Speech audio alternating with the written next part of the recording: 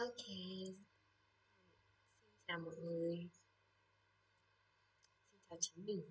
Thì hôm nay chúng ta sẽ cùng nhau học. Đây là một cái gọi là một cái khóa học ngắn hạn chỉ tầm khoảng 5 tuần thôi, và mình sẽ dành thời gian từ chủ nhật hàng tuần để học khóa học này. Khóa học này thì sẽ được do TESOL Việt Nam tổ chức ra, và mình sẽ học online. Thì hôm nay mình sẽ học module số 2 trong cái phần về how gọi là students fostering students motivation and engagement, là làm thế nào để mà tăng động lực và sự hứng thú, các thứ tương tác của học sinh ở trong lớp học. Thì mình đã vừa hoàn thành xong cái phần đọc này, thì tắt lại có được những ý gì. Thứ nhất là mình biết được định nghĩa classroom community. Đây có nghĩa mình sẽ tạo ra một cái cộng đồng lớp học mà ở đó tất cả các học sinh cảm thấy mình thuộc về cộng đồng đó. Điều này sẽ giúp cho học sinh thêm tự tin và cảm thấy engage hơn vào những cái hoạt động trong lớp. Và cộng đồng này thì mọi người sẽ tương hỗ lẫn nhau. Rồi vậy thì làm sao để có thể tạo ra được cái classroom community? Thì classroom community có được tạo ra ở trong bài đọc này gồm có 5 phần. Gồm có 5 phần. Nên mình sẽ mở lại để chính là sẽ tạo ra những cái norms, class norms nó sẽ gần giống tương tự như rules, khác nhau ở chỗ đó chính là rules thì có thể được tạo ra chỉ bởi giáo viên, nhưng mà norms thì sẽ cần phải được tạo ra bởi tất cả thành viên trong lớp, tất cả mọi người cùng nhau đồng ý cái quy định đó và hỗ trợ nhau tuân thủ quy định đó. Cái thứ hai đó là find opportunities for kindness. Thì kindness là nó cũng là một cái nhóm của norm, và nó rất là cần thiết cho cái việc xây dựng cộng đồng. Đó, nghe tận dụng tất cả các cơ hội để có thể làm điều tốt.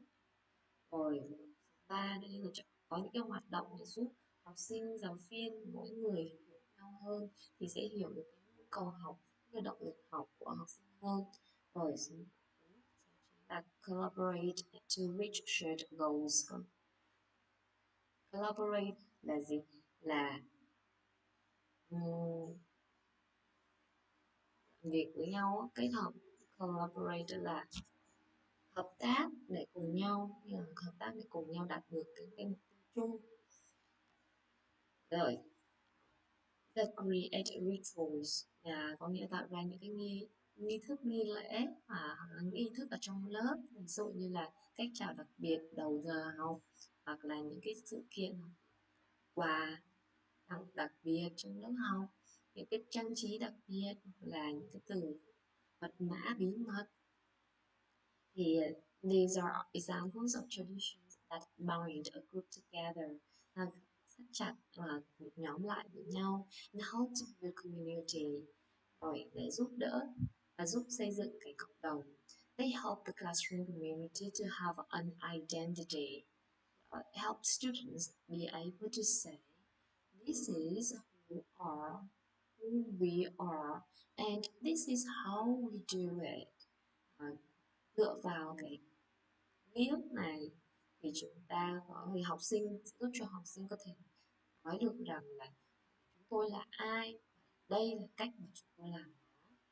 For each of the above approaches, there are many ways to make them a reality in the classroom. These approaches might guide your selection of academic activities or your decisions about how to manage group work, or your approach ending class each day. Rồi mỗi một cái phương pháp ở trên á thì rất là nhiều cái cách khác nhau. cái nghĩa là nhiều cách để mà biến chúng nó sẽ biến lý thuyết trở thành thực tế ở trong lớp học. Và đây sẽ là những cái phương pháp có thể định hướng cho giáo viên chọn những cái hoạt động như thế nào trong lớp học của mình, và cái quyết định của giáo viên á, về cái cách quản lý cái nhóm làm việc như thế nào, làm việc này, và cách để kết thúc một lớp ngày. You don't have to come up with all of your own ideas for putting these approaches into practice. Bạn sẽ không cần phải tự mình nghĩ ra tất cả các ý để mà áp dụng cái phương pháp. Your colleagues surely have many good ideas, and each school is also a community. Nghĩa là đồng nghiệp của chúng ta sẽ có rất là nhiều ý tưởng. Trường học cũng là một cộng đồng. And the internet is also a rich source of activities that can help build classroom community. Internet cũng là một nguồn rất là phong phú tất cả các hoạt động có thể giúp chúng ta xây dựng cộng đồng học.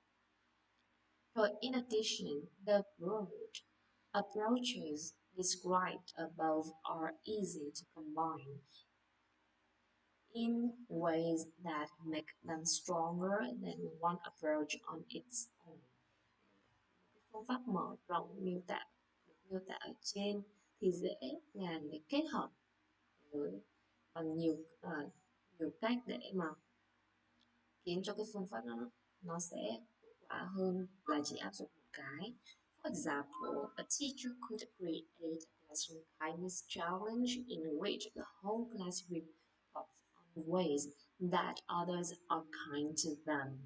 Nghĩa là một giáo viên có thể tạo ra cái thử thách kindness classroom, nơi mà tất cả lớp sẽ cùng nhau báo cáo cái điều mà những người khác đã đối xử tốt với họ như thế nào, with the goal of completing a chart with 100 kind acts. Và cái mục tiêu đó chính là phải hoàn thành một bảng 100 hoạt động tốt.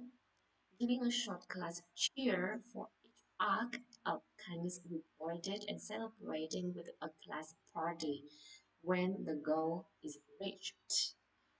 Và đó là những sự của em được khen thưởng cho những cái mỗi một hành động tốt được được báo được, và việc tổ chức một cái bữa tiệc cho lớp như ăn liên hoan nên khi mà cái mục tiêu 100 hành động tốt đạt được.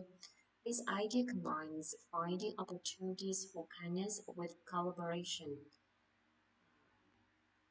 toward a shared goal and classroom traditions. The cheer, the party, which all work together to strengthen the feeling of classroom community. Và cái sự kết hợp là cái ý tưởng kết hợp việc là finding opportunities for kindness là tìm cái cơ hội để mà làm việc tốt này, với hợp tác cùng với nhau để cùng thực hiện một mục đích chung, và cái nghi thức truyền thống của lớp học, văn hóa lớp học như là ăn mừng sẽ là dụng together có nghĩa là kết hợp với nhau thì sẽ hiệu quả, và nó làm tăng cái cảm giác về lớp cộng đồng lớp học. Learning is a social activity. Học tập nó là một cái hoạt động xã hội. Individuals don't just follow away information in their brains. They develop knowledge in the context of their relationships and their community. Cho nên những từng cá nhân học tập không phải là chỉ lấy thông tin bỏ trong não đâu, mà chúng sẽ cần phải phát triển kiến thức trong mối quan hệ trong cộng đồng của mình. When we make our classes into healthy communities, we strengthen motivation and increase learning. Và khi mà chúng ta khiến cho lớp học của chúng ta trở thành một cái cộng đồng healthy, tức là cộng đồng tích cực thì chúng ta giáo viên có thể làm strengthen, làm mạnh hơn, cải thiện tốt hơn động lực, tăng cái sự học hỏi. Thôi bây giờ thì chúng cùng sẽ cùng nhau xem qua phần 2 part 2, đó chính là video. Xem chúng ta sẽ học được gì ở phần 2 này, ở phần video này. Fostering Student Motivation and Engagement, Module 2. Our video this week is about needs analysis. One important part of building classroom community is coming to know your students well. Trong này video nói rằng là một trong những cái điều quan trọng của việc xây dựng cộng đồng lớp học là biết được và là hiểu, know what students need, hiểu nhu cầu học sinh hoặc là học sinh cần gì. We want students to feel known and valued, and we also want to know what our students need from their educational experience. Giáo viên sẽ muốn biết được rằng là học sinh cảm thấy như thế nào, ta muốn cho học sinh cảm thấy được rằng là chúng được thấu hiểu, well known, are known and valued, và được trân trọng, và chúng mình cũng sẽ biết được rằng là chúng cần học sinh cần gì từ cái kinh nghiệm giáo dục của giáo viên, so that we can adapt the classroom experience to better meet their needs. Mình sẽ điều chỉnh cách dạy của mình hay mình phù hợp với cái nhu cầu của học sinh hơn. Let's first talk about what we want to find out in a student needs analysis. We can put the information we need into 3 categories. Rồi những gì mà chúng ta muốn hiểu về học sinh có thể được vào phân loại thành 3 nhóm: content needs, learning preferences and personal needs. Nên nhu cầu về nội dung học tập, cái preferences, learning tức là tham khảo học tập, và cuối cùng là nhu cầu cá nhân. Content needs, learning preferences, and personal needs. Content needs are about the student's language needs and language knowledge. What are their goals for English? What skills seem important to them? And what do they know? What specific sub-skills or areas are stronger or weaker for them? Learning preferences are about how nói về content. Khi mà nói về content needs sẽ là mình sẽ nói là ví dụ trong cái môn tiếng Anh chẳng hạn thì mục tiêu tiếng Anh của học sinh là gì, rồi những cái kỹ năng nào là quan trọng đối với học sinh, rồi điểm mạnh yếu của học sinh là gì. how the student likes to learn. Do they Learning preferences nghĩa là how do student like to learn, học sinh muốn học như thế nào, giống như là cái style, cái phong cách học của học sinh là gì. prefer group activities or individual work? Do they like a lot of challenge and direct correction, or does that make them nervous? Do they prefer active, dynamic, kinesthetic lessons, or more quiet and serene lessons? Sereneness. Cái phong cách học thì làm việc nhóm hay thích làm cá nhân, thử thách thì nó thấy hào hứng hơn hay là cảm thấy lo lắng, và thích một không khí sôi động hay là quiet, quiet, serene.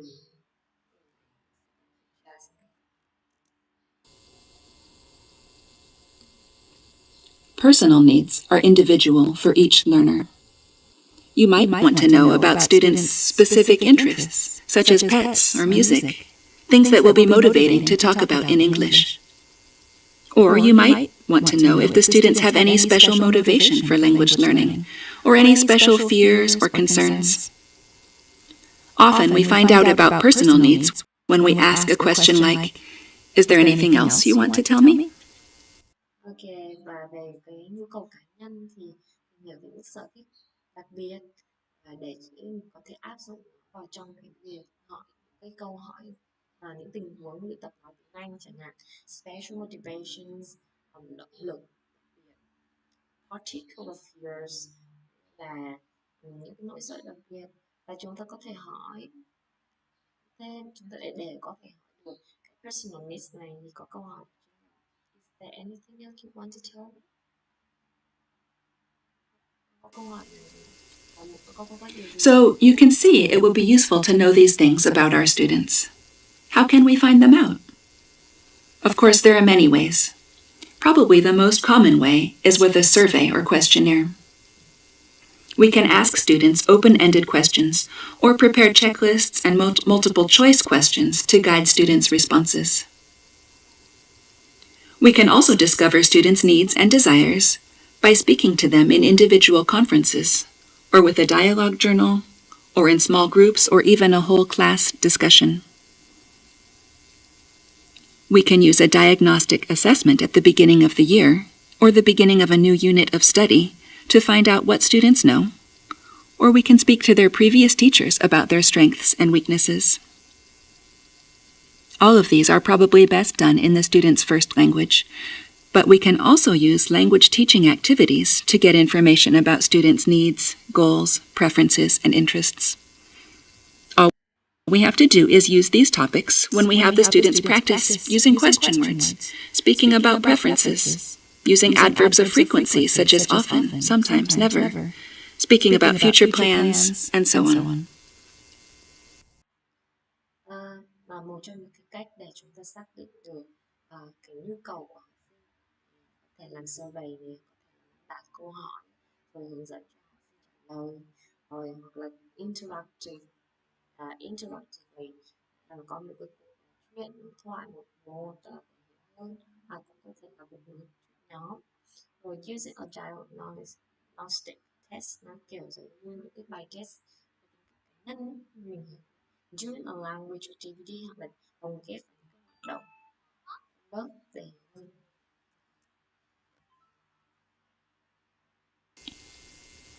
Needs analysis can help us build a better connection with the students, and also help us steer our instruction towards the most useful topics. Both of these factors help build community and increase student motivation. And there's one additional advantage.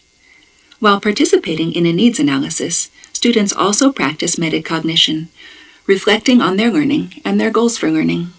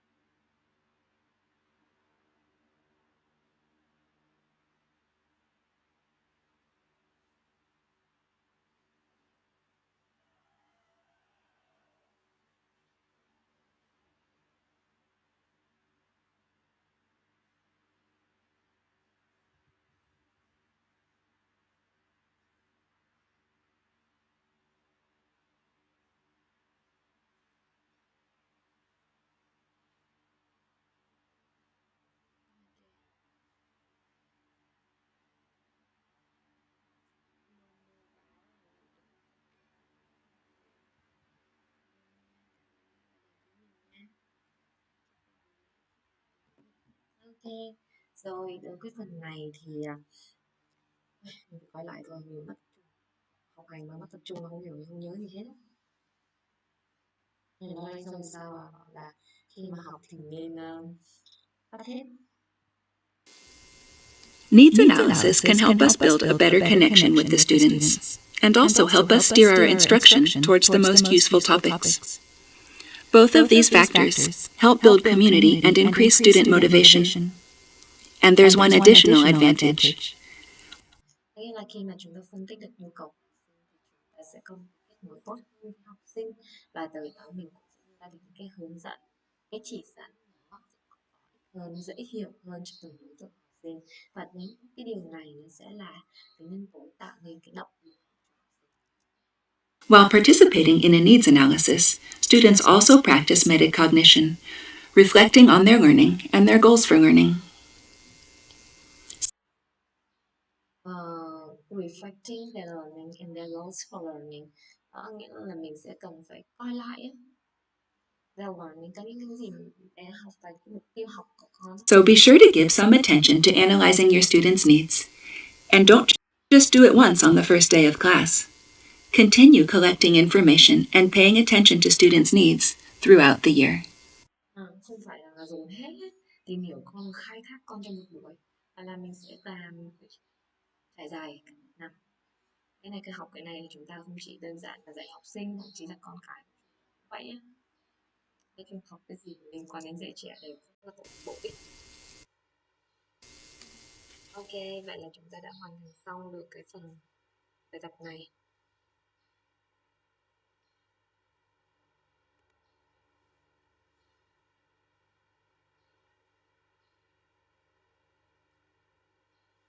Rồi bây giờ mình sẽ làm quiz dựa vào những gì mà chúng ta đã đọc và đã xem là được.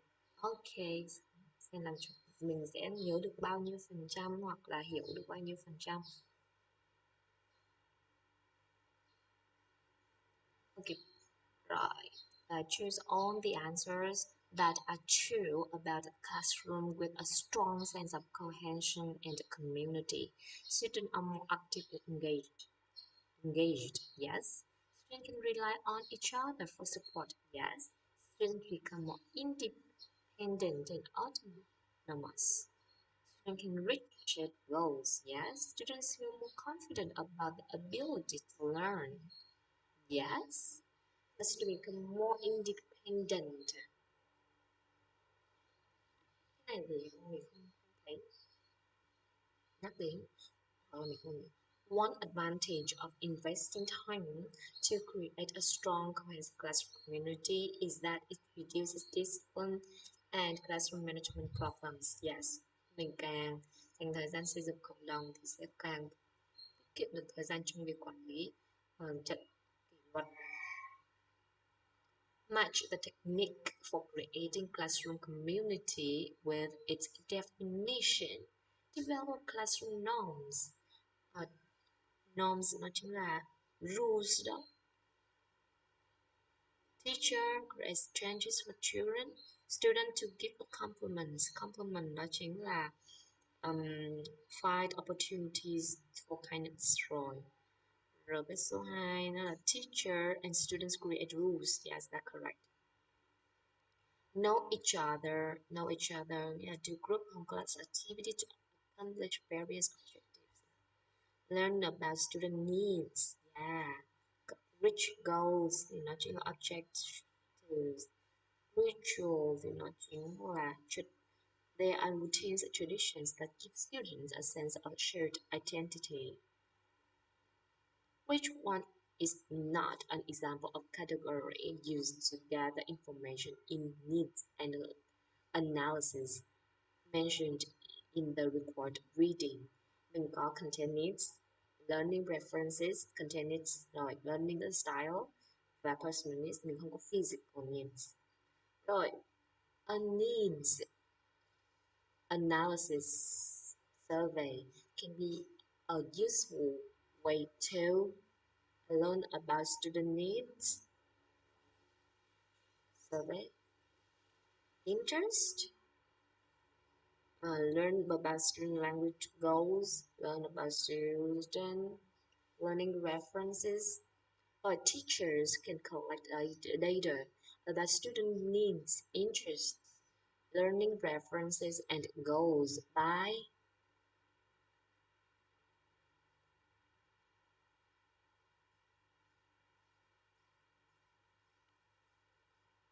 giving a lot of knowledge-based exams. Teachers can collect data about students' needs, interests, learning preferences là gì? Teacher collect data bằng cách nào? Giving a lot of knowledge-based exam? No. Distributing survey questionnaires, including reflective activities, self-assessments during the school year, having one-on-one student conferences and small whole group discussions about students' needs. Okay, I think I could got it 100%. Now let's see. Yeah, 10 out of 10. Great job, everyone. Now let's move next.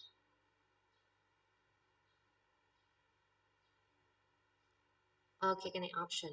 Nếu chúng ta có thời gian thì chúng ta sẽ đọc. Hiện tại mình ưu tiên là mình hoàn thành khóa học chưa? Ok, là we finished model 2. Là chúng ta đã hoàn thành model 2 rồi. Là có 2 khóa học. Song hành cả 2 khóa học này đều bổ trợ cho nhau và nó sẽ giúp cho mình giúp tất cả chúng ta cái kỹ năng thứ nhất là tương tác với trẻ này, tương tác với trẻ ở đây là không chỉ là học sinh mà có thể là em của mình, con của mình, cháu của mình trong việc, tại vì dạy học sinh là tương tác với học sinh là điều mà cả tương tác với trẻ em là dễ hơn. Ok, và mình có một cái là teaching grammar communicatively. Đây cũng là cái mình rất là quan tâm, tại vì sao bản thân mình là một người không hẳn là rất grammar đâu, tại vì càng nghĩ về grammar là miệng mình càng không nói được, cho nên mình rất là mình học cái này là để bản thân cho chính bản thân mình nhé, liên hệ với bản thân. Ok, model 2 overview của teaching grammar communicatively. Welcome to module 2. This module từ này phải đọc ra cho đúng.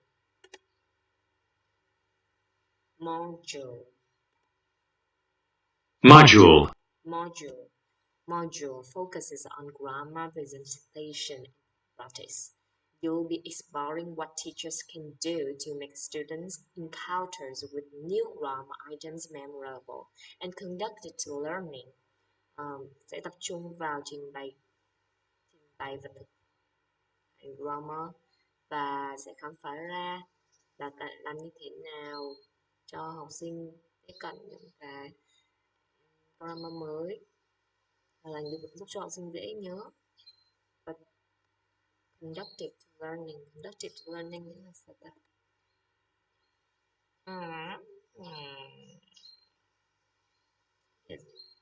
Đó là việc học nhớ nó, cái là nhớ liên kết với việc học. You will also become familiar with a range of grammar practice activity and learn what factors you should take into account when selecting or designing grammar practice tasks. Mình sẽ biết được cái cách để mà mình thiết kế được cái bài tập grammar phù hợp nè. Learning objectives, rồi mục tiêu học. By the end of this module, you will be able to identify learning challenges of a grammar structure in terms of form, meaning, and use. Rồi xác định được những cái thử thách trong cái việc một cấu trúc grammar ở những cái khía cạnh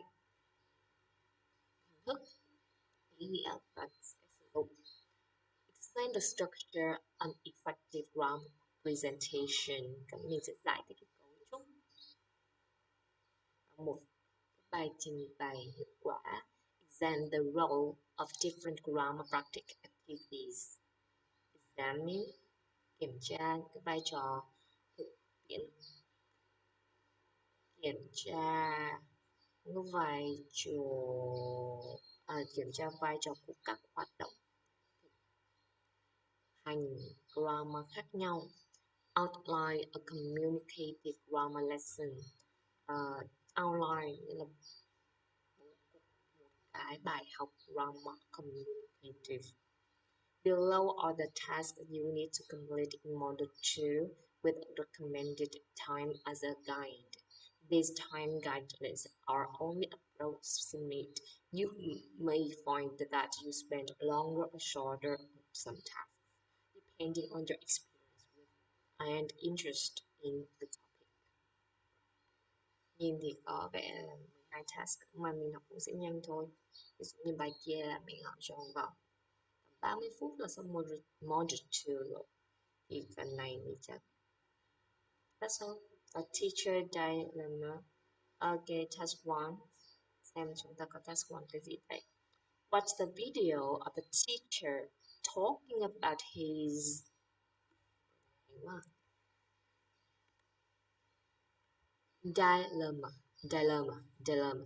Sự khó xử. Dilemma. Situation in which you have to make a difficult choice. Sự khó xử. Dilemma is concerning grammar presentation, grammar practice, and communicating grammar teaching. In the second video, you will watch one of the mock designers explaining how Module 2 will help you find answers to these questions.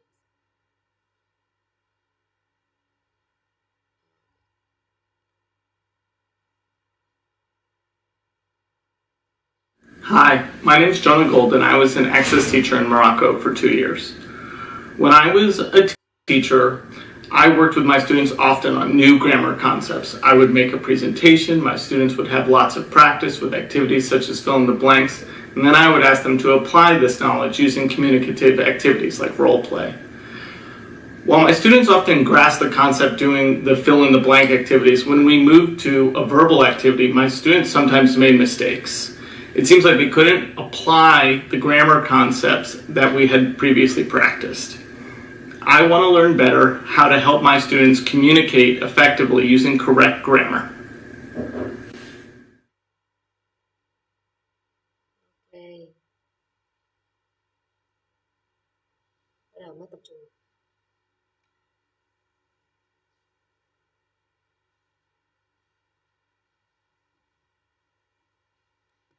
Rồi. Rồi thì mình đọc lại đi. My name is okay. Rồi đây thầy giáo này thì khi mà làm việc với học sinh về nội dung ngữ pháp thì thầy sẽ trình bày và học sinh sẽ có rất là nhiều hoạt động để thực hành, giống như là bài tập ngữ pháp ấy, điền vào chỗ trống và sau đó tôi sẽ họ yêu cầu họ áp dụng những cái kiến thức này vào các hoạt động giao tiếp như play role play như đóng vai. While my student often grasped the concept doing the fill in blank activities, when we move có nghĩa là nếu mà làm fill in blank thì làm rất là tốt, nhưng mà move to a verbal activity, students sometimes make mistakes. Còn nếu mà chuyển qua nói thì rất là nhiều lỗi. It seems like they couldn't apply the grammar concepts that we had previous practice. Dù làm rất là tốt trong giấy nha, nhưng mà áp dụng thực tế cái này ai cũng bị gặp phải. I want to learn better how to help my students communicate effectively using correct. Okay. So if you have trouble, okay, transcript here. Có 3 phút thôi, cố gắng tập trung.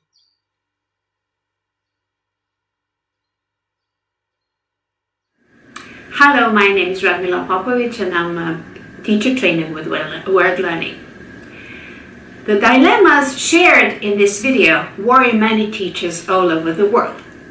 Students are often taught grammar as a set of rules. And when they are asked to apply these rules to do grammar exercises immediately after grammar presentations, they can do it. But they seem to fail to transfer that knowledge, to activate that knowledge when they're supposed to communicate in a different part of the lesson, or even more importantly, outside the classroom. And teachers wonder what to do, how to help their students. Well, in Module 1, you learned why this happens. And this knowledge will help you understand how to move forward and help your students. In Module 1, you learn that learning is not linear. It takes a U shape. Learning is full of peaks and valleys. So learners learn one thing at one time, then they tend to forget, and then they later on improve their fluency and accuracy. So if teachers continue presenting grammar as a set of linear rules, they won't help their students very much. Their teaching, their instruction should try to follow that U curve, and not linear path, a U curve. How can that be done? Teachers can do this if they start treating grammar as a fifth language skill. In addition to reading, writing, speaking, and listening. Diane Lassen-Freeman coined the term grammaring to describe this process. Now, in her own words, grammaring is the ability to use grammar structures accurately, meaningfully, and appropriately. And this goal can be achieved if teachers address three different dimensions of grammar: form, meaning, and use. All linguistic units have these three dimensions: form, meaning, and use. Also, teachers will have to provide plenty of opportunities for students to use grammar in meaningful and engaging activities. I hope that the readings, tasks, and videos that we prepared for you in Module 2 will help you understand how you can make it happen in your teaching practice. Ok, trong phần này có một cái rất là thú vị, đó chính là ngoài 4 kỹ năng chúng ta đã nghe là như thấy được nghe, nghe nói đọc viết, thì có một cái nữa là kỹ năng ngữ pháp. Và để mà hoàn thành được kỹ năng ngữ pháp này thì mình sẽ nói ra thành 3 phần. Phần thứ nhất đó chính là phần form chút là cái hình thức của nó. Hai, meaningful là cái ý nghĩa của nó, meaning, ý nghĩa của cái grammar đó là gì, và cách sử dụng như thế nào. Use curve, còn trước mình curve xong này thì mình nhớ gì hết ạ? Ok, bây giờ mình sẽ cùng nhau take a survey xem là đây survey thôi, đây chỉ là survey thôi cho nên nó sẽ không yêu cầu đúng hay sai. When introducing a new grammar structure, the teacher should present long, detailed grammar explanation. Nó càng dài càng nhớ nhé. Drills are not compatible with communicative grammar teaching. Drills là sâu, nhưng là nói chung là nhấn tìm sâu vào. Drill nghĩa là tìm hiểu sâu. Nhưng mà nó không có phù hợp với việc dạy. Drills nghĩa là thay vì nó không phải bao quát một sâu vào một cái thì nó không có phù hợp với các việc dạy của. Tại vì mình cũng mình thích cái gì mình muốn học mình thích mà đúng không?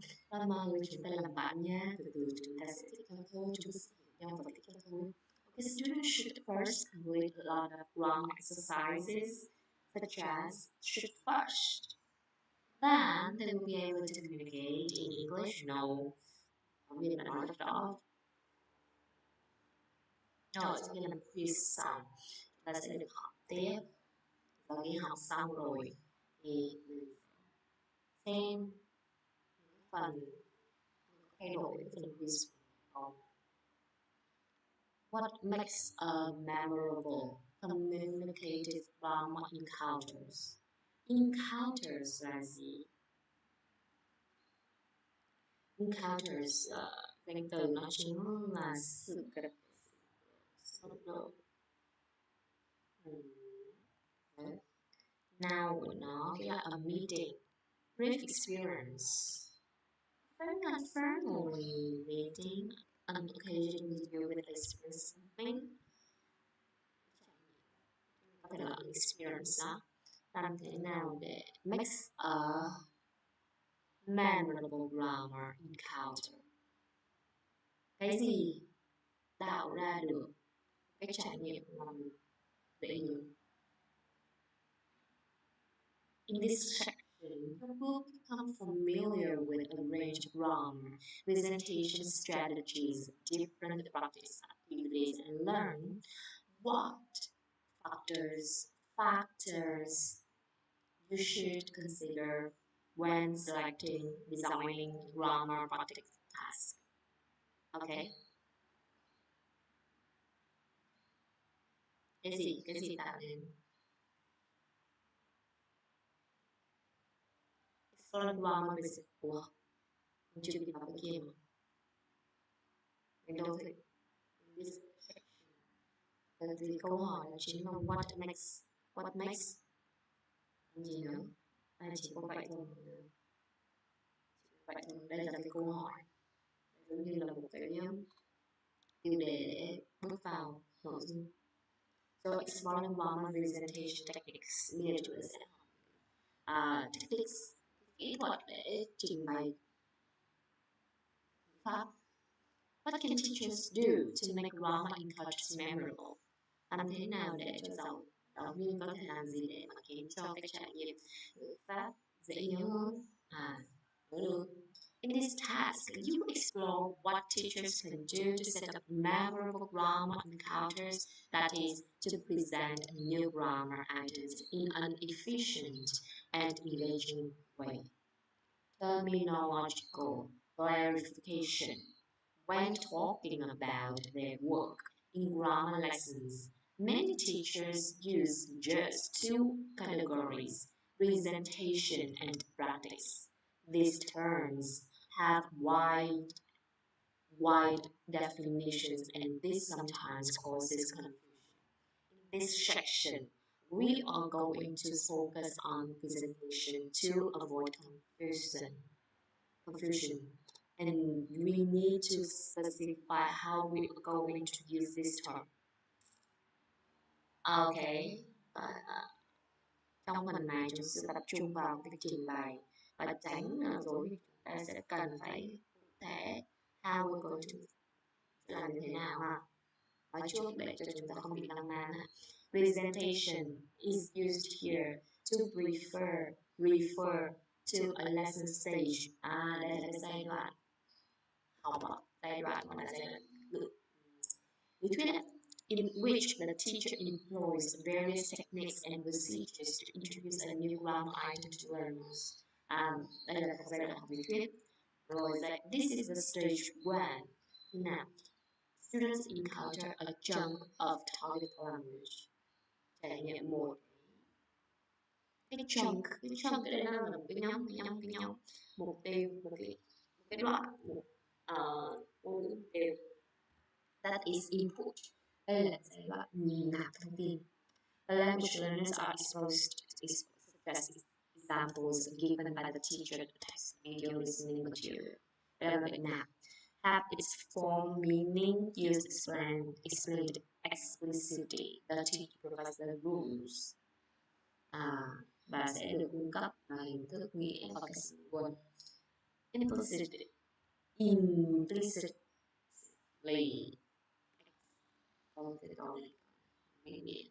Rõ ràng nguồn lực. Explicitly. Cái gì mà rõ ràng sẽ được, còn những cái gì mà tuyệt đối.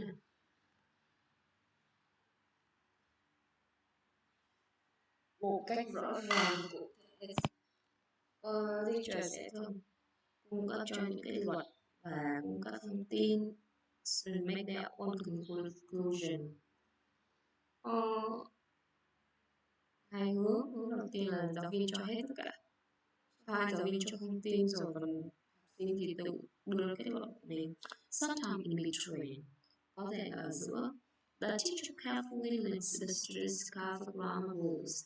Teachers and students collaborate to produce co-constructed grammar explanation. Nên là giáo viên sẽ hướng dẫn học sinh khám phá ra cái luật của grammar. Sau đó cả hai bên sẽ hợp tác để mà giải thích grammar đó. Presentation components bao gồm cái gì? Gồm những thành phần nào? When planning a presentation stage, the teacher has to decide how to expose students to the target structure. Làm thế nào? Expose này là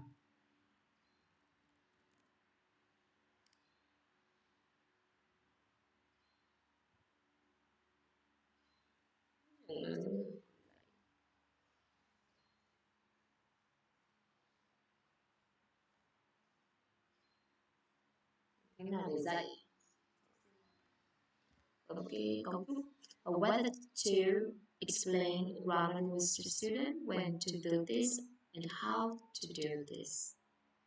Giải thích cái luật có khi nào thì làm nó và làm như thế nào. How the student will be engaged. Học sinh sẽ tham gia bằng cách nào, như thế nào. Được tham gia như thế nào, sẽ cảm thấy hứng thú như thế nào. There is no single recipe for putting these course ingredients. Nó không có một cái công thức nào hết. Exposure, explanation, and student engagement. Đó là ba thành phần mình phải quan tâm. Thứ nhất là cách giới thiệu, hai cách để giải thích, ba là làm thế nào enjoy vào, engagement là hứng thú và tham gia vào. Together preparing effective grammar presentations. However, there are some factors that help teachers decide what would be the most appropriate mix for a particular group of students. Let's explore this much further. Okay, step 1, listen to 2 World Learning Teachers trainers, Andy and Radmila, talking about the characteristics of a good grammar presentation. Notes on the most important points and make the notes will help you respond to the discussion.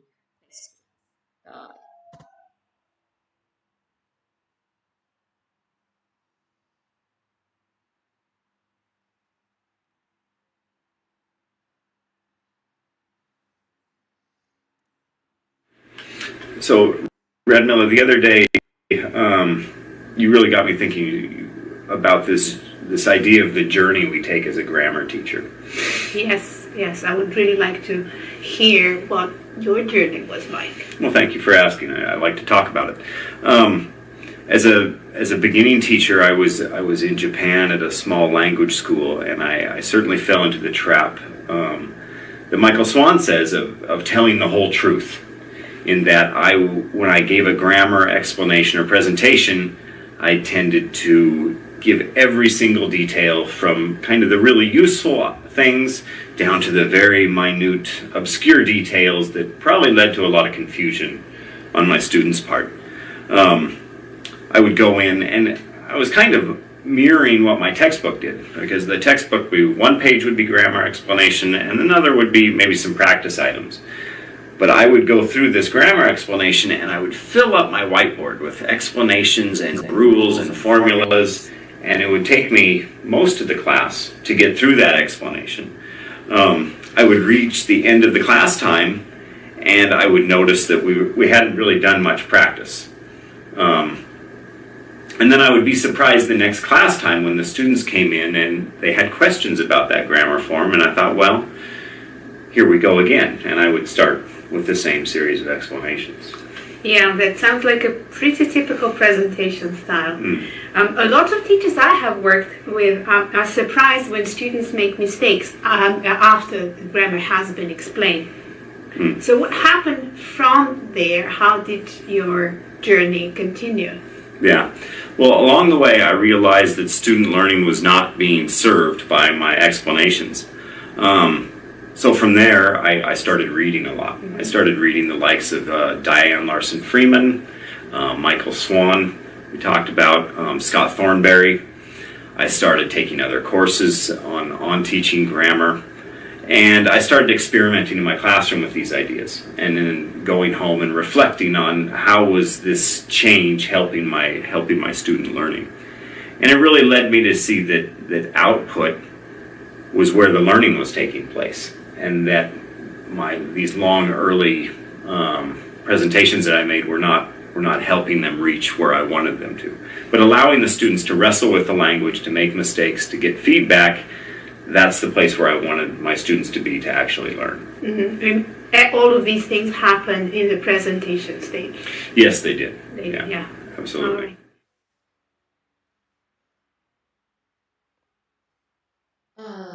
Vậy thì mình có rút được cái gì không? Thực ra mình thấy giáo viên này sẽ gọi về context ra, sau đó rồi nghe từ cái bài xong hôm sau thì học sinh hỏi lại và thích lại, rồi cảm nhận thấy rằng là những gì mà học sinh học được lại không phải đến từ những gì thích, mà nó lại là những cái gì mà học sinh áp dụng.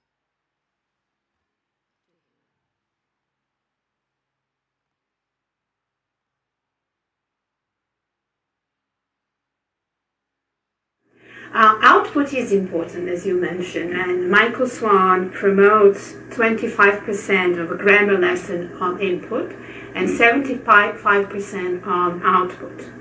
Now, do you follow this formula? What do your presentations look like now?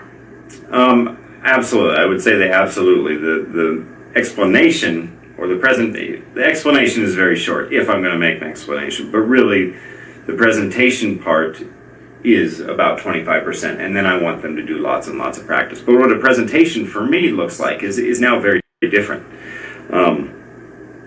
Often it's coming from a context. So perhaps in the class before we read an article or we did a listening exercise, and over the course I've been taking notes on where my students are struggling. And so maybe I've got a list of grammar things that I'd like to cover during the course. Well, I can go back to the text and find examples from that listening or from that reading, bring those to class, and have the students go through the text and find those, see how they're being used in the real context. And then from there, the students can work in small groups. They can help each other form the rules. They can do things like mini presentations. They can do jigsaws. They can create posters about those grammar patterns. But it's them that's doing the thinking. It's not me doing the thinking for them. Mm-hmm. Do you always have time to prepare such lessons? No, absolutely not. And sometimes for like a quicker intervention, maybe this is something I noticed in the class before, and now the next day I'm responding. I can easily put together worksheets that are made up of actual student language that I've pulled from their writing, or I often am taking notes while they're speaking, or if I don't have that, I can create examples using the students' names and then details from their lives that I've learned over the term. So if the students go in and see this bit of work with their name, with actual details, it's very, it touches them, right? They're absolutely engaged in that work. It doesn't take a lot to make a grammar presentation, exciting for the students. Yeah, and this is especially important when you work with beginners, to use students' lives and prepare examples, contextual examples, right? Yes, absolutely. Mm-hmm. Absolutely. So, in your opinion, what are the characteristics of a good grammar presentation? So for me, it's number one is this context, this idea of the grammar is coming from something. I'm not just pulling it out of the thin air because the course book tells me to. I want to give the students something to look at. So yes, I'm using the whiteboard, but I'm using the whiteboard in a disciplined way. I'm showing what the form is, I'm underlining key components, I'm using colors, I'm making diagrams, making timelines, for those visual learners to have something to capture, to conceptualize that grammar and in a way that's not just me talking, because so many words are just lost. I want to make sure to get to the form and the meaning and the use of a grammatical point. And it'll depend on the students where their learning is on a grammar point, which ones will be the focus. Some students may have the form completely down for a grammar pattern, but they're having problems with the meaning. Or they maybe their form is perfect, but they don't know how to use it quite correctly. Things like that. Next, I don't tell the whole truth anymore. I really limit my explanations to the core of that grammar point that the students need to communicate more accurately. Yeah, and I've now cut off the fat, and I don't do these long, obscure facts about that thing, because it's not useful, and it gets messy in their heads. And finally, I engage the students in the explanation. I make sure that they're the ones doing the work, not me. Because if they're doing the work, it's going to be a cognitively deeper experience for them. Thank you very much. Thank you for your time.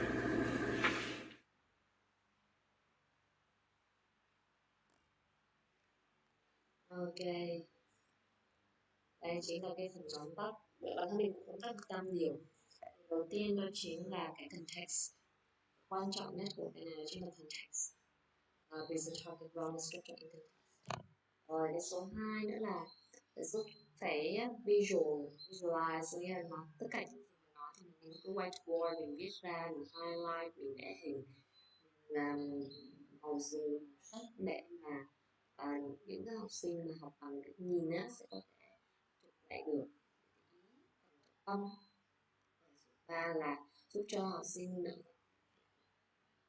focus point hay là meaning and use thì họ đang gặp cái vấn đề nào ở trong 3 cái vấn đề này, và mình sẽ không hết tất cả mình sẽ chỉ tập trung vào những cái vấn đề quan trọng nhất của người và engage, có nghĩa là cho học sinh tham gia vào cái việc giải quyết này.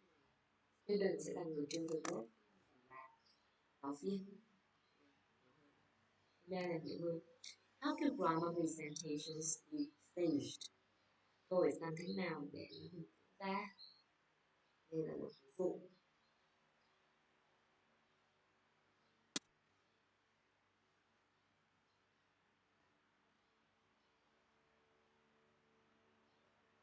In this video, you will see a brief grammar presentation. Please focus on the following questions. What did the teacher do? How did she stage the grammar encounter for her students? Watch the presentation and answer the questions in light of what you see and hear. Make note of your answers so that you can check them later. Ready? Anna and Philip are comparing their mobile phones. Listen to their conversation.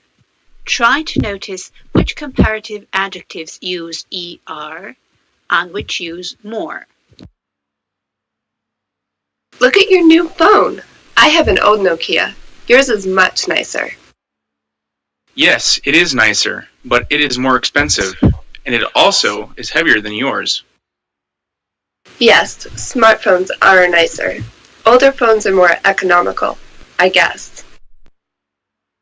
Now, let's look more closely at what they said.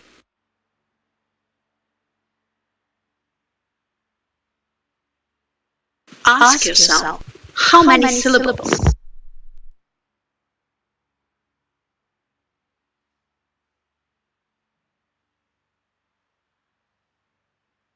So, what's the rule? For one-syllable adjectives, add ER at the end of the adjective.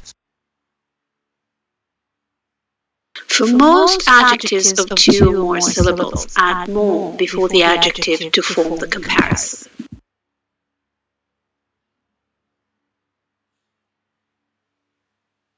How did the teacher stage the presentation? Stage 1. The teacher sets the situation and primes the students on what to focus on. Stage 2. Dialogue. The target item is presented in context and highlighted. Stage 3.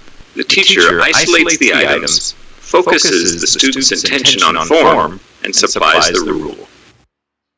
Stage 4. The teacher summarizes the rule using the board as a visual aid.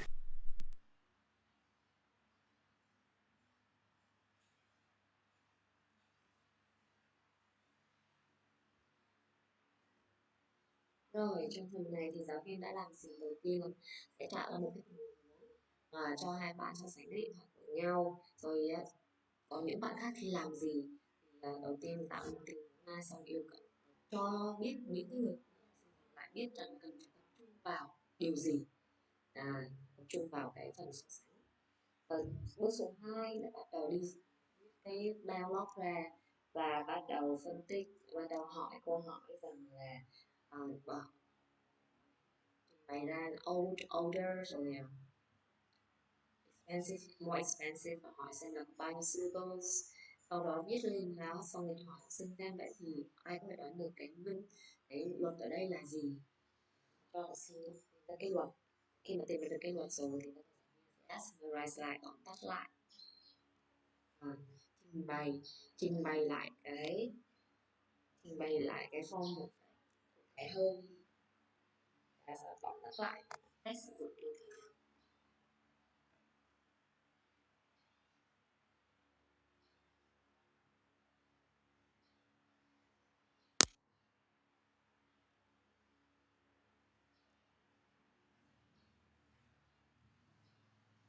In this video, you will see a brief grammar presentation.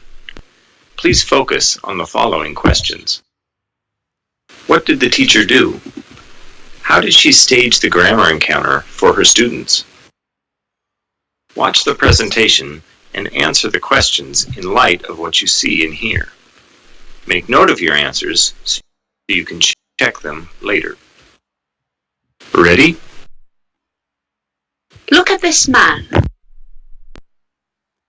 What is he thinking about?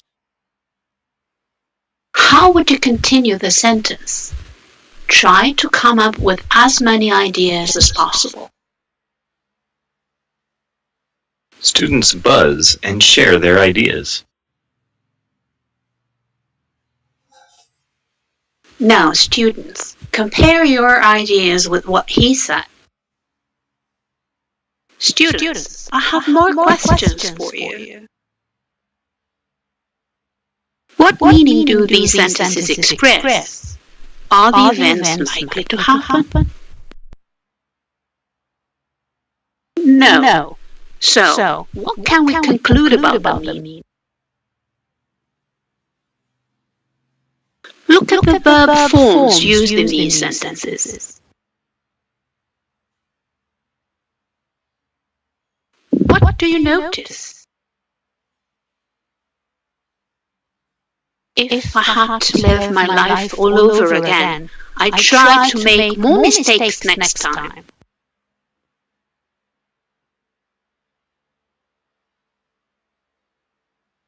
What else do you think this man would do if he had to live his life all over again?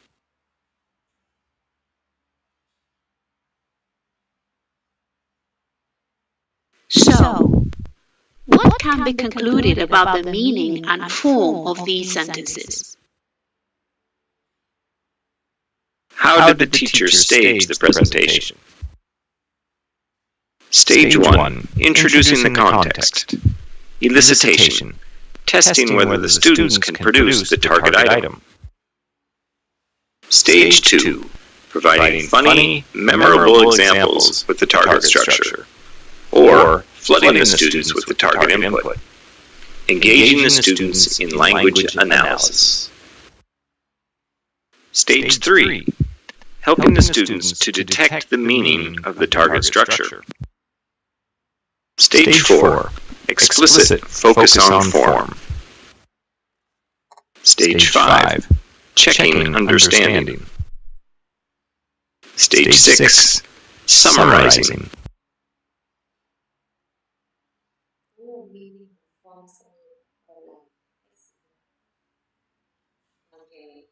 Cái này thì đưa ra một cái bức hình, sau đó cho mọi người vay luôn và mình đặt mình vào cái tình huống đó, thì mình sẽ nói câu gì, sau đó cho so sánh xem rằng là những người mọi người nói ấy, có giống như những gì mà tôi sẽ đưa ví dụ không. Rồi tập trung vào hỏi vậy, hỏi cái ý nghĩa của grammar này là điều có thể xảy ra đúng không? Người đầu tiên tập trung vào giải thích ý nghĩa của hỏi xem là hỏi không phải là muốn giải thích hỏi grammar này là gì, rồi sau đó sẽ sau cho học sinh thấy cái cấu trúc cái form của grammar này, để xem học sinh có hiểu được khi nào thì sự cần sử dụng grammar này hay không. Đó tổng kết lại cái ba mục form, meaning and use. So there are many ways in which there are many ways in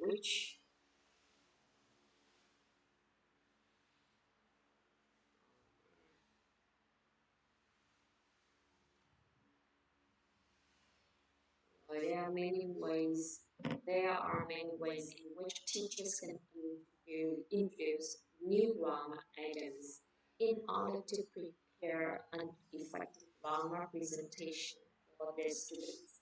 Teachers must take into consideration several factors: the nature of the learning challenge, the specific needs of their students, their age, proficiency level, and the teaching context. Effective grammar presentation share the following characteristics. Bây giờ mình đã biết cách để dạy được grammar rồi. Đầu tiên mình sẽ cần phải tạo một cho học sinh enjoy cái đó đã, engage vào cái hoạt động đã. Sau đó thì mình sẽ cho học sinh tự tìm ra được cái luật grammar này là gì, cái luật của grammar này gì, cái luật có chỉ meaning rồi meaning, rồi sau đó mình sẽ sâu kỹ hơn để có tìm ra được cái form và form nữa, rồi mình cũng cần ghép lại cách sử dụng ba bước nha: form, meaning and use, cho học sinh hiểu.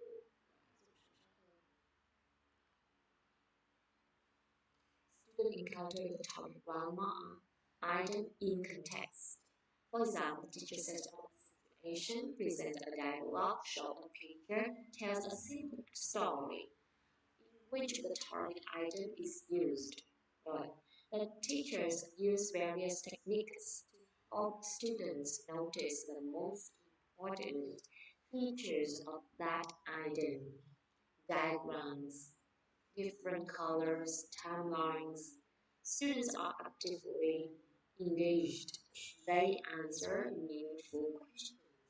Sometimes they research new language. Explanations given by the teacher are brief and memorable. Okay.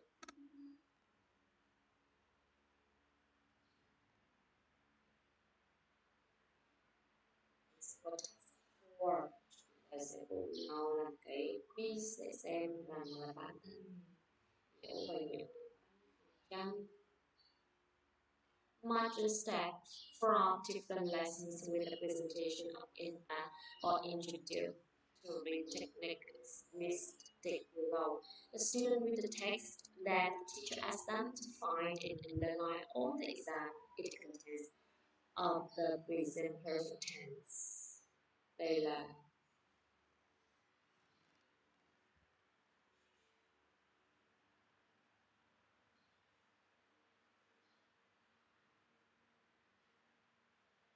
read the text.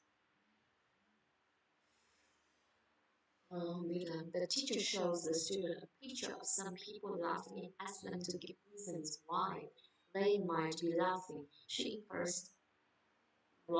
encourages them to say it might, because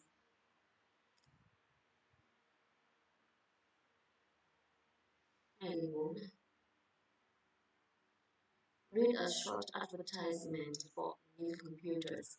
The teacher has underlined all the superlatives in the text. She asks the student to look at the underlined words and work out when its from is used. The teacher asks student, am I talking about something that is happening now or happening, or something that happens every day. The teacher draws on the board what she did last week, tells an story and writes example on the board. Có 18, 2, 3, ơi mình không hiểu cái nào hết. Những cái này mình muốn nhớ. Đầu tiên là một cái đoạn văn đúng không? Yêu cầu là tìm gạch chân tất cả những cái ví dụ mà có chứa present perfect. Tìm và gạch chân tất cả những chứa. Thì inductive là gì? Có rồi đấy. Phương pháp quyền nào? Phương pháp hướng dẫn là phương pháp quyền nào? Bây giờ tôi tổng kết lại. Còn contextual là tình huống.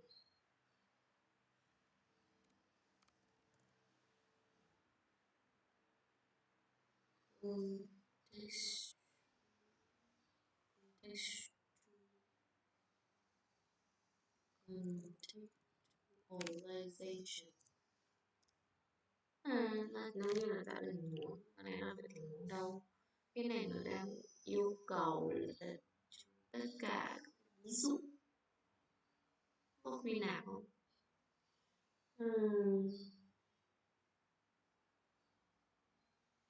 Có chứa present perfect tense, có nào phải rồi, còn eliciting là gì? Moi ra được câu trả lời, muốn sôi hả? Cái này là môi rồi, mình chắc chắn rồi. Am I talking about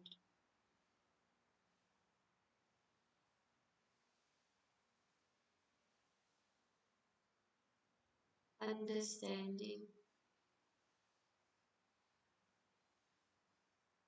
checking, là checking đúng không? Nha.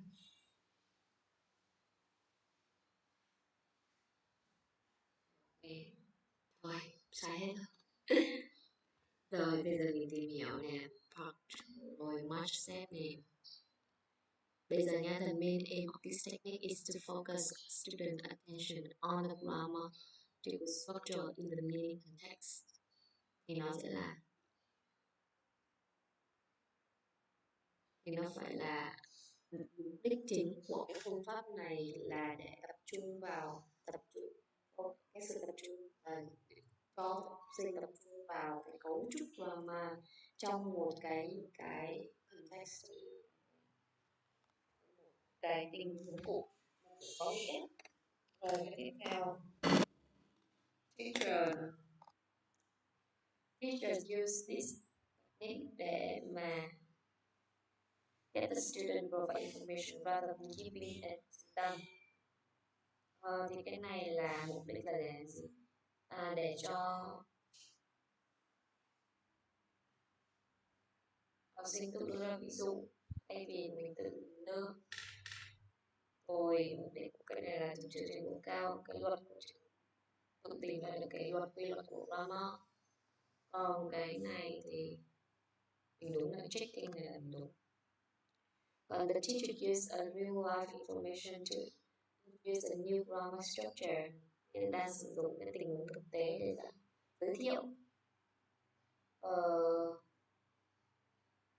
Thì sao là mình hiểu cái mục đích của cái này, mình không biết cái tên của cái phương pháp. Mục đích của cái này là gì? Cái này là để tập trung vào cái tình huống cụ thể. Rồi, còn cái này là cho tự mình có thể đưa ra được cái ví dụ thay vì phải giáo viên. Còn cái này thì có form rồi. Còn cái này là checking rồi. Còn cái này thì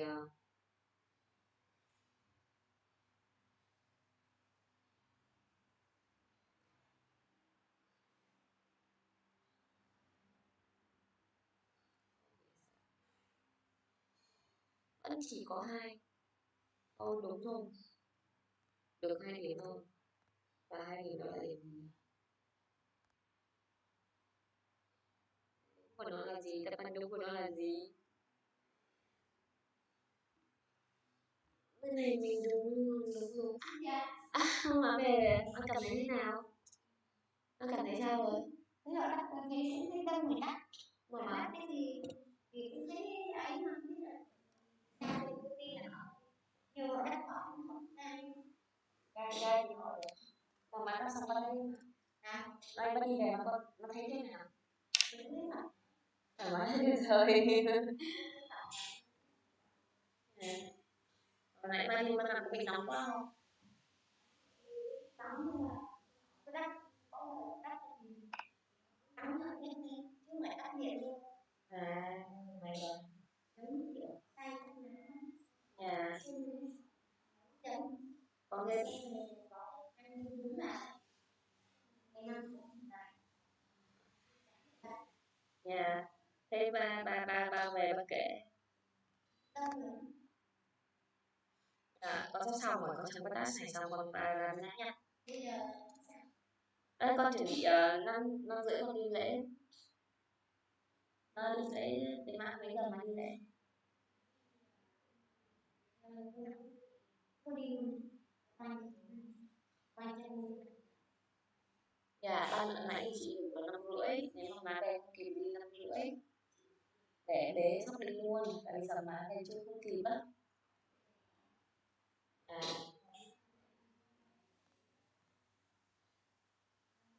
ăn dạ con cảm ơn á. Để con xong cái quiz này đông lắm. Đã, cái tên ở đây tôi không hiểu cái tên. Viết đây là tìm trong text xem nào. Tìm trong text rồi. Mà nó lại không phải context. Vậy nó là gì? Cái checking là mình đúng rồi nè. Mình đúng cái checking rồi. Rồi, nhưng mà bây giờ mình thử xem. Bây giờ nó không phải là condition. Nó cũng không phải understanding. Vậy có khi nào vào rồi it could be này thì nó không phải in structure nào nữa thì rồi cái này thì phải là không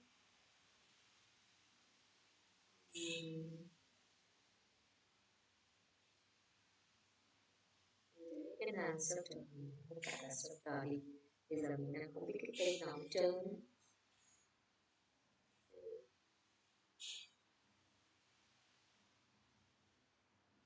Mình bố xem dò thôi là đâu biết cái nào. Đây, cái cuối cùng đó chính là contextualization này. Giáo viên nói về cái này. Rồi, cái sẽ mò phim này.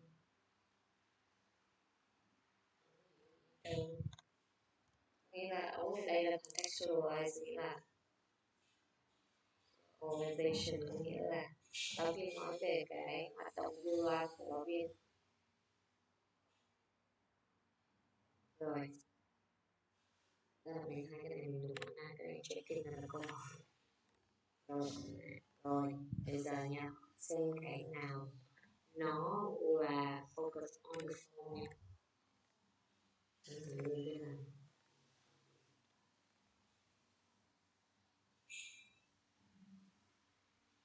Focus on the phone. Focus on the phone là cái đầu tiên đó. Underline all the exam contains. Nhìn vào find example and underline. Cái này sẽ focus on cái vào form và cái cấu trúc. Rồi, ok. Bây giờ xem là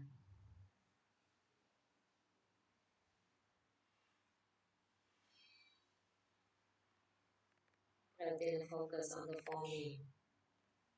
Để làm được cái này thì tập trung vào cái form, để làm checking, để làm được cái này thì tế, rồi hai cái này nhân đoán sẽ biết đầu đúng hết.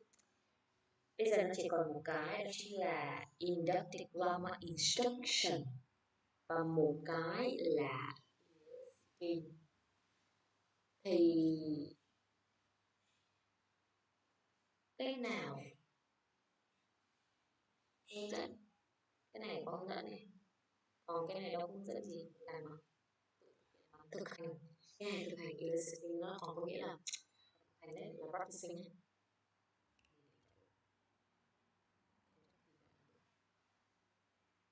Yeah, nói đúng rồi đó. Eliciting này quên mất, là practicing ấy, ta thực hành luôn. Còn cái instruction là giáo viên nói.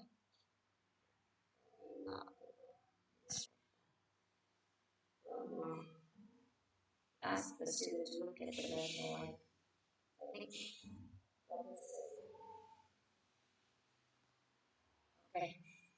test 4 12 task rồi nè. Thôi cái test 5 nè. Nếu mà option là next nè. Lần sau nên học cái này trước, cái này được hơn.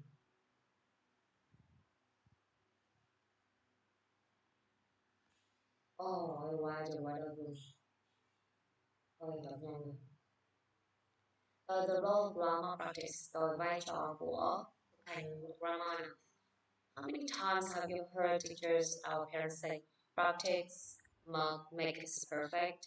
The same can certainly be applied to many kinds of learning. However, not all practice leads to perfection. There is plenty of evidence that shows that only the right practice done at the right time improves performance and leads to success. Ok, không phải lúc nào mình tập lập cái gì nguồn là thì không đâu, mà mình sẽ cần phải đúng thời điểm và đúng thức. If you examine different types of grammar practice activity and try to establish what role they may have in language learning, we will also explore how grammar practice activities can be structured so that their effect is maximized. Mình sẽ có 5 cái loại practice khác nhau và hoạt động khác nhau, và mình sẽ xem vai trò của nó như thế nào. The role of grammar practice. How does grammar practice help students? According to Sword, grammar practice helps students improve their accuracy and use correct grammar, improve the fluency, speak the right without pauses, and get their meaning across. Và trôi chảy. Reorganize their knowledge, new knowledge into old, integrate, làm giúp cho sắp xếp lại kiến thức và liên kết giữa cái cũ và cái mới, engage in restructuring. Rồi bây giờ sẽ đọc 5 cái loại nha. Thứ nhất là controlled activities, cái hoạt động được soát, repetition, lặp lại, student asked to repeat what is said. Drills, repeating structured patterns through oral practice. Rồi đầu tiên là các hoạt động được để soát. Thứ nhất là hoạt động lặp lại, thứ hai là hoạt động the role of drilling and repetition in communicative teaching has been discussed a lot. On one hand, the main focus of the communicative approach is on natural, authentic communication with others. On the other hand, a learner needs a bank of language to refer to. Rồi, một đây thì tập trung vào cái phương pháp giao tiếp trên sự giao tiếp tự nhiên với người khác, và trở lại thì người học cần có một cái vốn từ vốn ngữ. Rồi cái vốn này thường được hình thành bởi có một số cái kinh trải nghiệm bằng cách sử dụng có ý nghĩa và với cái sự chính xác và trôi chảy. First, say repetition play a big role in this process. Lặp lại đóng một vai trò quan trọng trong cái này. So let's look at some reasons why. Tại sao cái repetition quan trọng? Reels can be used for teaching or learning material because they provide practice for small, manageable chunks of language. Reels thì có thể rất là hữu dụng trong việc học và dạy bởi vì nó cung cấp một cái việc thực hành ngôn ngữ theo chunks. So this helps to build confidence and gives learners an automatic use of structures and expressions that have been drilled. Rồi điều này giúp xây dựng sự tự tin và cung cấp cho người học.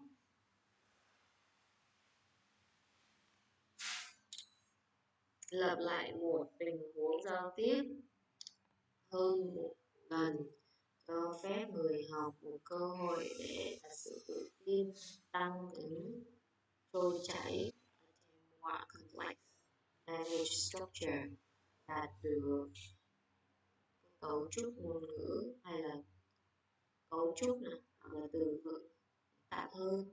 Communicative language teaching often highlights the importance of spontaneous communication outside the classroom and reinforces the idea.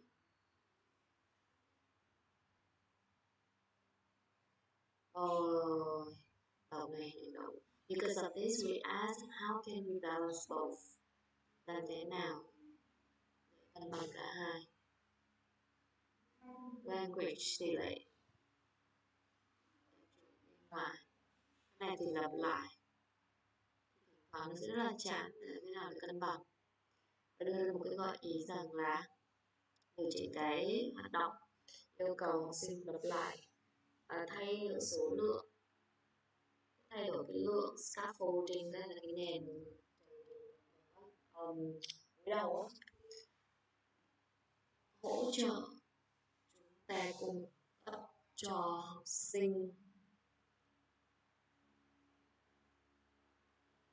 có ít hơn để có thể luyện tập cái độc lập, phải đọc bớt chữ y để tự nghĩ ra, thay đổi mode và the main skill we practice và cái kỹ năng chính của chúng ta thực hành từ nói đến viết. Ví dụ thay đổi cái kỹ năng mà chúng ta tập trung vào từ kỹ năng nói sang kỹ năng viết, giảm cái thời gian allocated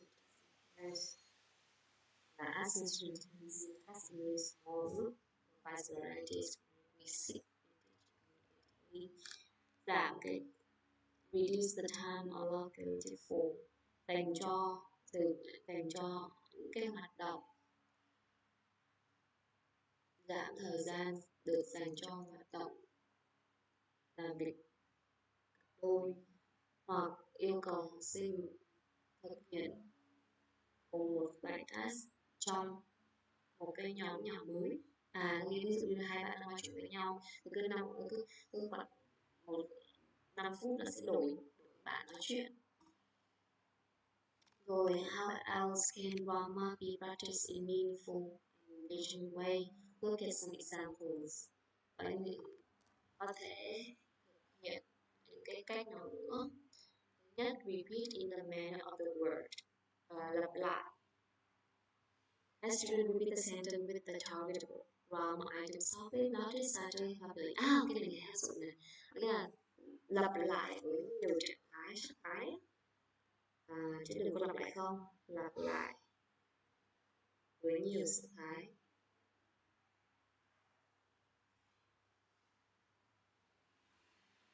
Disappearing ẩn đi các bộ hội thoại, write a dialogue on the board and give students some time to practice it. After the students are comfortable with the dialogue, I need a word or phrase and ask them to perform it. This time they have less of written report or report to remind the dialogue. Repeat the both stage until all the dialogue has formed. Mình cũng hay làm luôn là ẩn dần các keyword.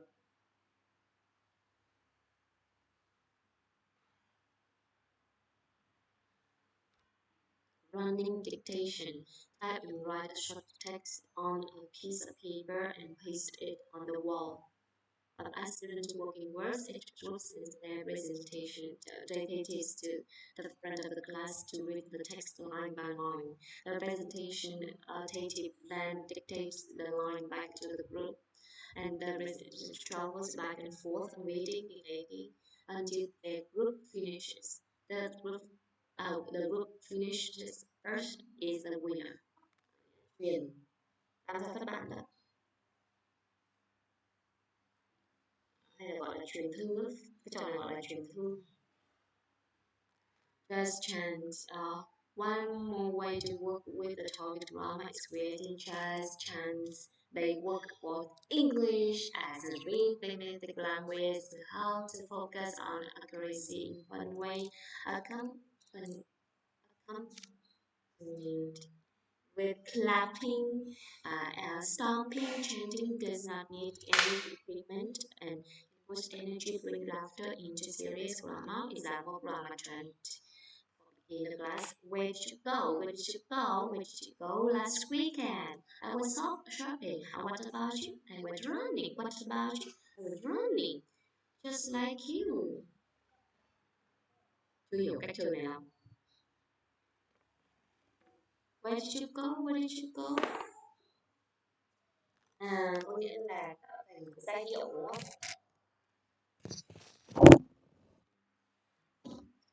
Rồi TikTok Ross, teacher reads a short text read and to illustrate a particle. Giáo viên sẽ đọc một cái đoạn ngắn, rồi sau đó thầy diễn minh họa nó bằng một cụ thể 1 đến 2 lần với tốc độ bình thường. Học sinh sẽ lắng nghe cẩn thận và cố gắng hiểu những gì nghe. Trong cái tiếp theo họ sẽ viết xuống một vài những keywords, và sau khi nghe thì họ sẽ là học sinh sẽ làm việc cá nhân hoặc làm việc đôi, và cố gắng là reconstruct, xây dựng lại cái bài text chính xác nhất có thể, và cuối cùng so sánh với bản thảo xem có sự khác biệt gì. Nghe vậy chưa hiểu lắm, như là nghe nhá, nghe xong rồi nốt, xong rồi tự viết lại thành một đoạn đầy đủ. Control practice. Rồi thì giáo viên sẽ muốn be careful, be careful. Đấy nhá. Muốn học sinh con đừng có vẽ ra nó lại tí. Về đây ạ. Cấu trúc grammar, mục tiêu và cái giáo viên muốn học sinh nghĩ về cái ngôn ngữ cụ thể, cái chính xác và nhất có thể. Để hoàn thành những hoạt động này, student sẽ phải sử dụng cấu trúc grammar mục tiêu, vừa phải và cũng phải có sự do cá nhân, làm thế nào để đóng góp cái ý tưởng của học sinh, và cái sự điều này sẽ duy trì sự hứng thú cho học sinh, nhưng mà cũng rất là thử thách học sinh. Rồi bây giờ hãy cùng nhau nhìn vào một số cái ví dụ như story trends, chuỗi câu chuyện story trends. Học sinh sẽ ngồi hình tròn, học sinh đầu tiên sẽ nói một câu, rồi sau đó học sinh tiếp theo, mỗi một học sinh sẽ nói một câu nối theo học sinh đó trở tạo thành một câu chuyện. Rồi hoạt động này có thể được sử dụng để luyện tập cấu trúc grammar khác nhau. Ví dụ câu đầu tiên nói My name is Peter, I have an opportunity by play.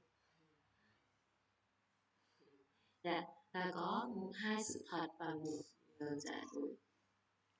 Thật hay là dối thì cho học sinh viết xuống 3 câu về họ, và 2 câu là thật và 1 câu là nói dối. Truth and lie. và mỗi một câu sẽ chứa một cái đoạn cấu trúc grammar. Tôi chưa bao giờ I haven't done this, I'd like to, I wouldn't like to. Một học sinh đọc những cái câu thật lớn và những người ta sẽ cố đoán xem câu nào là thật, câu nào là nói dối. Guessing games thì học sinh sẽ phải tìm ra cái đồ vật bí mật hoặc là con người bí ẩn bằng cách là đặt 20 câu hỏi yes no. Những cái người học những cái